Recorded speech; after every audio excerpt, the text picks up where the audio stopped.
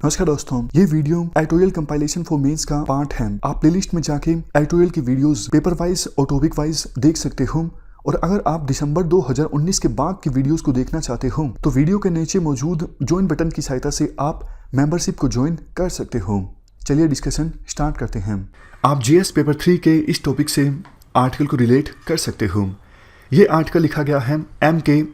नारायण के द्वारा। ये पूर्व में हमारे नेशनल सिक्योरिटी एडवाइजर रह चुके हैं। शुरुआत में आर्टिकल में कहा जाता है, अभी वर्ल्ड ऑर्डर काफ़ी ज़्यादा टर्बुलेंट और अनसर्टेन है।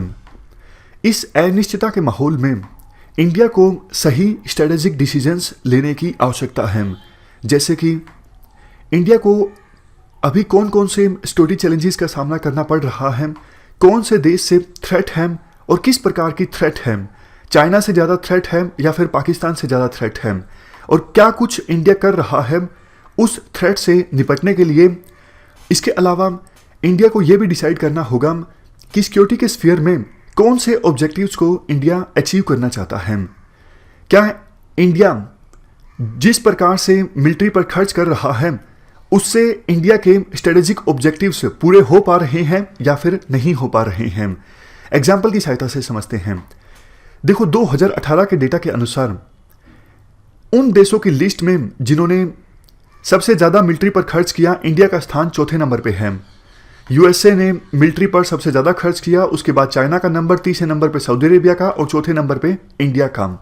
बात देखो ये नहीं है कि हम मिलिट्री पर ज़्यादा खर्च कर रहे हैं या फिर कम खर्च कर रहे हैं। इशू ये है जो हमारे स्ट्रेटेजिक ऑब्जेक्टिव्स हैं सिक्योरिटी के स्फीयर में, जितना हम खर्च कर रहे हैं उनसे क्या हमारे ऑब्जेक्टिव्स पूरे हो पा रहे हैं या फिर नहीं हो पा रहे हैं। मतलब जितना आवश्यकता है उतना हम खर्च कर रहे हैं या फिर कम खर्च कर रहे हैं। मेन इशू ये है। राफेल फाइटर जेट्स का जो पहला लॉट है वो जल्द ही हमें मिलने वाला है। 200 कामोव का 226 लाइट यूटिलिटी हेलीकॉप्टर्स, ये हम रशिया से खरीदने वाले हैं और डील जो है एडवांस स्टेजेस में है। जल्द ही डील साइन हो सकती है रशिया के साथ। इसके अलावा अक्टूबर 2018 में हमने रशिया के साथ एक डील साइन की थी 5.4 बिलियन डॉलर्स की S-400 ट्रिमफ एयर डिफेंस सिस्टम खरीदने के लिए। इसके अलावा यूएसए के साथ काफ़ी सारी डील्स पर बातचीत चल रही है। जैसे इंडिया यूएसए से P-8I मैरीटाइम रिकोनेसेंस एयरक्राफ्ट और अपाची अटैक हेलीकॉप्टर्स परचेज कर सकता है। अभी यूएसए के राष्ट्रपति ट्रंप भारत की यात्रा पर आ रहे हैं और स्पेकुलेशन ये है national advanced surface to air missile system को लेके इंडिया की यूएसए के साथ डील साइन हो सकती है, ताकि दिल्ली को multi layered missile shield provide की जा सके और कोई भी मिसाइल दिल्ली से ना टकरा पाए। इसके अलावा 24 MH-60 Romeo multi mission helicopters India purchase कर सकता है यूएसए से अपनी नेवी के लिए, और 6 additional AH-64E Apache attack helicopters ये आर्मी के लिए इंडिया यूएसए से परचेज कर सकता है। 2007 के बाद से ही अकेले यूएसए से हमने 17 बिलियन डॉलर्स के डिफेंस इक्विपमेंट्स परचेज किए हैं। देखो, ये जो डेटा है ये तब काम आ जाता है अगर specific question India USA defence relations से संबंधित पूछ लिया जाता है। ये जो कुछ बड़े देश हैं, बड़े देशों से संबंधित स्पेसिफिक डोमेन में क्वेश्चन भी पूछा जा सकता है। जैसे इंडिया यूएसए सिक्योरिटी रिलेशंस या फिर defence relations, India USA trade relations लिखने के लिए बहुत कुछ है। तो उस समय ना सिर्फ आप वो सब चीज़ें बताओगे किस प्रकार से चाइना के खिलाफ हमारे जो इंटरेस्ट हैं वो कन्वर्ज होते हैं, आप इंडो पैसिफिक रीजन के बारे में बताओगे, आप जॉइंट डिफेंस एक्सरसाइजेस के बारे में बताओगे, आप ये भी बताओगे किस प्रकार से इंडिया यूएसए से डिफेंस इक्विपमेंट्स को परचेज कर रहा है। तो वहाँ पर सिर्फ एक लाइन लिखने से काम नहीं चलेगा, आपको कुछ एग्जाम्पल्स भी देने होंगे कि कितने की इंडिया ने यूएसए से खरीदारी की है और क्या क्या मेन डील्स डिफेंस को लेकर साइन हुई है इंडिया और यूएसए के बीच। मतलब एग्जाम्पल्स देने होंगे। इसके बाद राइटर के द्वारा एक इंपॉर्टेंट पॉइंट रेज किया जाता है। राइटर कहते हैं इंडिया ये सारे डिफेंस इक्विपमेंट्स खरीद रहा है, अच्छी बात है, बट इंडिया को एक वाइट पेपर रिलीज करना चाहिए अपनी डिफेंस नीड्स पर। देखो, वाइट पेपर कोई भी अथॉरिटी तब रिलीज की करती है जब किसी कॉम्प्लेक्स इशू के बारे में अपने रीडर्स को कंसाइजली बताना होता है और ये बताना होता है कि इस कॉम्प्लेक्स इश्यू को सोल्व करने को लेके हमारी जो फिलोसफी है वो इस प्रकार की है। तो एम के नारायणन ये कहते हैं इंडिया को अपनी डिफेंस नीड्स को लेके एक वाइट पेपर रिलीज करना चाहिए कि इंडिया के अभी स्ट्रेटेजिक कंसर्न्स क्या क्या हैं, कौन कौन से चैलेंजेस का सामना इंडिया अभी कर रहा है, कौन कौन सी थ्रेट्स का सामना कर रहा है, थ्रेट किससे हैं, किस प्रकार की थ्रेट है और किस प्रकार से इंडिया उस थ्रेट से निपटने के लिए अपने आप को प्रिपेयर कर रहा है। जिस प्रकार की सिक्योरिटी थ्रेट का सामना आज हम कर रहे हैं उससे निपटने में कितनी कॉस्ट इंडिया को आएगी। जब देखो हमारे माइंड में ये सब चीज़ें क्लैरिफाई होंगी तब हम सिस्टमेटिक ढंग से डिफेंस इक्विपमेंट्स को परचेज कर सकेंगे। अगर देखो हमें हमारे ऑब्जेक्टिव्स का ही नहीं पता तो फिर तो हम ऐसे हेवाई चले जाएंगे, हम स्पेसिफिक डायरेक्शन में जाकर खरीदारी नहीं करेंगे और अपनी थ्रेट्स का सामना करने को लेके आगे नहीं बढ़ेंगे। अभी देखो सरकार के कुछ सिक्योरिटी डॉक्यूमेंट्स ऐसे हैं जिनमें थ्रेट्स को डिस्कस तो किया गया है कि इंडिया को आज के समय में किससे थ्रेट है, बट सिंपल ये कह दिया जाता है कि इंडिया को चाइना और पाकिस्तान दोनों से थ्रेट है। इंडिया को दोनों बॉर्डर पे चैलेंजेस का सामना करना पड़ सकता है एक साथ फ्यूचर में। ये देखो काफ़ी वेग रेफरेंसेस हैं, मतलब स्पेसिफिक थ्रेट्स के बारे में बताना चाहिए, ना सिर्फ ये कहकर छोड़ देना चाहिए कि चाइना और पाकिस्तान से हमें थ्रेट है। इसके अलावा देखो हमारी इस्टेब्लिशमेंट में जो लीडर्स हैं या फिर जो ब्यूरोक्रेट्स हैं वो काफ़ी बार ये बोल देते हैं कि इंडिया पाकिस्तान को ईजिली डिफीट कर सकता है, आसानी से हरा सकता है पाकिस्तान को। तो इस्टेब्लिशमेंट में बैठे जो लोग हैं उनको ये क्लैरिफाई करना चाहिए कि आपका ये जो कॉन्फिडेंस है कि हम पाकिस्तान को आसानी से हरा देंगे, इस कॉन्फिडेंस के पीछे रीजन क्या है। युद्ध होने पर किस प्रकार की थ्रेट पाकिस्तान हमारे सामने प्रेजेंट कर सकता है और कैसे इंडिया अपने आप को प्रिपेयर कर रहा है उस थ्रेट से निपटने के लिए। पाकिस्तान के बाद बात करते हैं चाइना की। चाइना देखो पाकिस्तान नहीं है, वो बात अलग है कि चाइना और पाकिस्तान ने एक एक्सिस बना लिया है इंडिया को कंटेन करने के लिए। मतलब दोनों के बीच जो अलायंस है उसका एक मेन रीज़न इंडिया ही है। तो इसलिए इंडिया को काफ़ी ज़्यादा सावधानी से चलने की आवश्यकता है, काफ़ी केयरफुली डिसीजन लेने की आवश्यकता है। चाइना की स्पेसिफिकली हम बात करें, हमारे एक्सपर्ट्स को ये एनालाइज करने की आवश्यकता है क्या वास्तव में आज के समय में चाइना अपने 19वीं शताब्दी के एजेंडा को परस्यू करना चाहता है या फिर आज भी चाइना टियानजिया के कंसेप्ट में विश्वास रखता है। देखो टियानजिया का कंसेप्ट ये है कि एक सुप्रीम इंस्टीट्यूशन इंटरनेशनल पॉलिटिक्स में वैल्यू को गवर्न करे, मतलब चाइना की डोमिनेंस से संबंधित ये कंसेप्ट था टियानजिया। देखो इस बात में कोई संदेह नहीं है, अभी चाइना के जो राष्ट्रपति हैं शी चिनफिंग, इनके कार्यकाल में चाइना ने अपने आप को पहले के अपेक्षाकृत ज़्यादा असर्ट किया है। लेकिन हमें चाइना के बिहेवियरल पैटर्न में असर्टिवनेस की डिग्री को भी समझने की आवश्यकता है।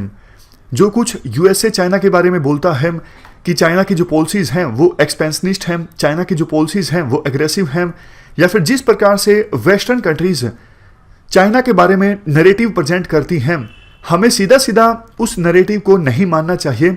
हमें इन डेप्थ स्टडी करनी चाहिए कि चाइना की जो पोजीशन साउथ चाइना सी में है, क्या वही पोजीशन चाइना दूसरे एरियाज़ में अपना रहा है। देखो साउथ चाइना सी में चाइना की पोजीशन सीधा सीधा ये है कि हम कोई कॉम्प्रोमाइज़ नहीं करेंगे। 9 लाइन के इस साइड का जो एरिया है उस पर चाइना अपना क्लेम करता है, फिर काफ़ी सारे साउथ ईस्ट एशियन कंट्रीज़ के द्वारा काउंटर क्लेम किया जाता है, बट यहाँ पर चाइना अपनी पोजीशन से किसी प्रकार का कॉम्प्रोमाइज़ करने को तैयार नहीं है। बट क्या वास्तव में चाइना पूरे वर्ल्ड में China centric world order establish करना चाहता है, चाइना की डोमिनेंस इस्टेब्लिश करना चाहता है, और चाइना ये चाहता है क्या इंडिया जैसे देश मेरी लीडरशिप में सेकेंडरी रोल प्ले करें? क्या वास्तव में चाइना की ये इंटेंशंस है या फिर नहीं है? इन सब चीज़ों पे हमें इन डेप्थ स्टडी करने की आवश्यकता है, क्योंकि देखो एनालिसिस करके ही हमें ये पता लग सकता है कि चाइना हमारी एग्जिस्टेंस को डायरेक्ट थ्रेट प्रेजेंट नहीं करता है। मतलब चाइना के एक्शंस ऐसे नहीं हैं जिससे हमारी एग्जिस्टेंस खत्म हो। ये बात सही है कि एशिया में चाइना जो है इंडिया का मेन राइवल है, बट डायरेक्ट एग्जिस्टेंस को चाइना थ्रेट प्रेजेंट नहीं करता है, तो हमारे पॉलिसी मेकर्स को अलग पॉलिटिकल, स्ट्रेटेजिक और मिलिट्री अल्टरनेटिव्स अपनाने की आवश्यकता है। अभी चाइना के बारे में हमारे जो विचार हैं वो वही हैं जो यूएसए के विचार हैं या फिर वेस्टर्न कंट्रीज के विचार हैं। जैसे देखो एग्जांपल के तौर पर वेस्टर्न कंट्रीज का नैरेटिव ये है कि चाइना का बेल्ट एंड रोड इनिशिएटिव जो है, इससे ये इंप्रेशन जाता है कि चाइना पूरे वर्ल्ड के सेंटर में अपने आप को रखना चाहता है, यानी अपना डोमिनेंस इस्टेब्लिश करना चाहता है। और जिस स्पीड से बेल्ट एंड रोड इनिशिएटिव को आगे ले जाने के लिए चाइना ने स्टेप्स लिए हैं, इससे यह भी पता लगता है कि चाइना यूरोप और ईस्ट एशिया के बीच जो डिस्टेंस है, चाहे वो फिजिकल डिस्टेंस हो या फिर साइकोलॉजिकल डिस्टेंस हो, वो कम करना चाहता है। लेकिन देखो, इसका मतलब ये नहीं है कि चाइना एशिया में इंडिविजुअल कंट्रीज के साथ लड़ना चाहता है। जैसे इंडिया, चाइना की इकोनॉमी अभी काफ़ी बड़ी है, तो इसका फायदा चाइना उठाना चाहता है दूसरे देशों पर अपने इन्फ्लुएंस को इंक्रीज करने के लिए, जो हर देश चाहता है। बट इसका मतलब ये नहीं कि चाइना का मकसद ये है कि किसी देश से लड़ा जाए, उसको ख़त्म किया जाए, उसकी एग्जिस्टेंस को ख़त्म किया जाए। तो चाइना हमारे लिए चैलेंज जरूर है, लेकिन थ्रेट नहीं है। ये सब बातें हमें पता लगेगी अगर हमारे एक्सपर्ट्स वाइट पेपर रिलीज करते हैं, गहराई से एनालाइज करते हैं कि हमारे सामने आज कौन कौन सी थ्रेट्स हैं, कौन कौन से चैलेंजेस हैं। चाइना को पता है कि हमारी स्ट्रेंथ की लिमिटेशंस हैं। अभी देखो, चाइना खुद ही बहुत सारे चैलेंजेस का सामना कर रहा है। जैसे हांगकांग में प्रोटेस्ट चल रहे हैं, ताइवान, तिब्बत, जिंगजियांग, बहुत सारे रीजन्स हैं जहां पर चाइना में अनरेस्ट है। तो इसलिए चाइना को अपनी स्ट्रेंथ की लिमिटेशंस का पता है।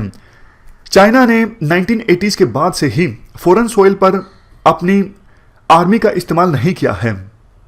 इसके बाद आर्टिकल में कहा जाता है, देखो, एक कंसर्न इंडियन इस्टेब्लिशमेंट को ये है, चाइना हमारा जो स्फीयर ऑफ इन्फ्लुएंस है, साउथ एशिया या फिर इंडियन ओशन, यहां पर ज़्यादा इंटरफेरेंस करता जा रहा है पिछले कुछ सालों से। इससे संबंधित हमारे कंसर्न्स हैं। देखो, ये बात सही है। इवन बॉर्डर डिस्प्यूट है इंडिया और चाइना के बीच, इसको लेके भी इंडियन इस्टेब्लिशमेंट के कंसर्न्स हैं। बट देखो, बहुत सारे एरियाज ऐसे हैं जहां पे कोऑपरेशन हो सकता है इंडिया और चाइना के बीच। तो जिन एरियाज में कोऑपरेशन संभव है, उन एरियाज में कोऑपरेशन होना चाहिए और उसके बाद धीरे धीरे एक अंडरस्टैंडिंग डेवलप होनी चाहिए दोनों देशों के बीच कि ये भैया हमारा स्फीयर ऑफ इन्फ्लुएंस है, आप यहां पर एंटर मत कीजिए, वो आपका स्फीयर ऑफ इन्फ्लुएंस है साउथ चाइना सी, हम वहां पर एंटर नहीं करेंगे, आप इंडियन ओशन में एंटर मत कीजिए। अगर ऐसी अंडरस्टैंडिंग दोनों देशों के बीच डेवलप हो जाती है तो फिर बहुत फायदा होगा। इससे दोनों देशों का ना सिर्फ पीस इस्टेब्लिश होगी, बल्कि देखो, चाइना की इकोनॉमी काफ़ी बड़ी है, इससे हमको फ़ायदा हो सकता है। इंडिया बड़ी मार्केट है, इंडिया की इकोनॉमी भी बड़ी है, इससे चाइना को फ़ायदा हो सकता है। और यूएसए या फिर दूसरे वेस्टर्न कंट्रीज़ काफ़ी बार हमें ब्लैकमेल करते हैं चाइना के नाम पर, वो भी नहीं कर सकेंगे। फॉरेन पॉलिसी में इंडिया अपने डिसीजन ऑटोनोमस वे में ले सकेगा अपने नेशनल इंटरेस्ट को देखते हुए। जैसे एक एग्जाम्पल ये दिया जाता है, अभी चाइना काफ़ी ज़्यादा इन्वेस्ट कर रहा है आर्टिफिशियल इंटेलिजेंस, रोबोटिक्स, बायोटेक्नोलॉजी, इन सब एरियाज में। वैसे इंडिया को खतरा भी लगता है, इंडिया काफ़ी कंसर्न है कि चाइना की जो कंपनीज हैं वो इंडिया में एंटर ना कर पाएं। इंडिया ने काफ़ी चाइना की टेक्नोलॉजी, टेक फर्म्स को ब्लैकलिस्ट भी किया है। लेकिन देखो, ये काउंटर प्रोडक्टिव साबित हो सकता है, क्योंकि ये कुछ ऐसे एरियाज हैं जहां पर इंडिया और चाइना के बीच कोऑपरेशन की काफ़ी संभावना है और रिलेशंस को भी काफ़ी स्ट्रेंथन करने की आवश्यकता है। ये बात सही है कि चाइना की जो कंपनीज हैं वो हमारे देश में अगर एंटर करती हैं तो हमारी सिक्योरिटी को खतरा हो सकता है, लेकिन इंडिया सभी कंपनीज को एक पैमाने में ना तोले। इंडिया प्रैक्टिकल ढंग से सिक्योरिटी चैलेंजेस को एनालाइज करे, चाइना की कौन सी टेक्नोलॉजी कंपनी कितना खतरा प्रेजेंट कर रही है और क्लेम्स में कितनी सच्चाई है। तो ये सारी बातें राइटर के द्वारा बोली जाती हैं। लास्ट में एक बात यह भी बोली जाती है कि डोमेस्टिक जो हमारी पॉलिटिक्स है, इसमें बहुत ज़्यादा पोलराइजेशन नहीं होना चाहिए, खास करके फॉरेन पॉलिसी संबंधित मामलों में। जैसे पाकिस्तान काफ़ी बार एक पॉलिटिकल पार्टी को क्रिटिसाइज करता है लेकिन दूसरी पॉलिटिकल पार्टी के स्टैंड का समर्थन करता है। अगर इस प्रकार से पोलराइजेशन बढ़ता है फॉरेन पॉलिसी संबंधित इश्यूज पर, तो दूसरा देश हमारी वीकनेस का फायदा उठा सकता है। दूसरे देश को लगता है कि इंडिया एकजुट नहीं है और इंडिया की इस कमजोरी का फायदा उठाने के लिए यह बिल्कुल ठीक समय है। तो ये सारी बातें सामने आ सकती है अगर सरकार एक डिफेंस व्हाइट पेपर रिलीज करती है। सिक्योरिटी से संबंधित आर्टिकल हमने डिस्कस किया। इस डिस्कशन में फिलहाल इतना ही है। Thank you very much for discussion.